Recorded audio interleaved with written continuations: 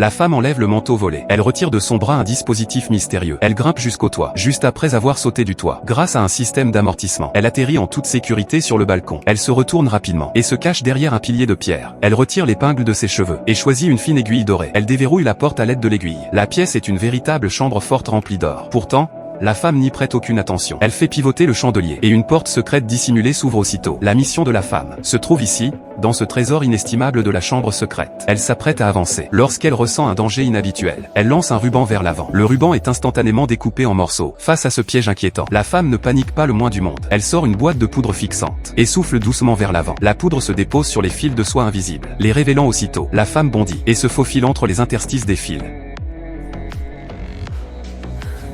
Elle se redresse avec élégance, fait virevolter sa magnifique jupe, lève sa longue jambe et enjambe le dernier fil de soie. Elle s'empare du joyau avec succès, puis elle enfile une autre tenue, et va discuter avec le prêtre, afin de se créer un alibi parfait. La femme est la reine d'un autre pays, elle et son mari font leurs adieux au roi de cette nation. Ensemble, ils montent à bord du vaisseau spatial avec une démarche élégante. Personne ne sait qu'elle a dérobé le trésor du pays. La princesse agit avec coquetterie auprès de sa mère, la suppliant de voir le précieux collier. Ce n'est que lorsque la servante arrive dans la chambre secrète qu'elle découvre la disparition du collier. La reine soupçonne alors le roi de l'avoir pris, car lui seul sait comment neutraliser le piège. Le roi n'a pourtant rien fait, et il est furieux face aux soupçons de la reine. La reine se sent profondément blessée. Le roi ne l'aime manifestement pas même au point de lui laisser le collier, que seule la reine est autorisée à porter.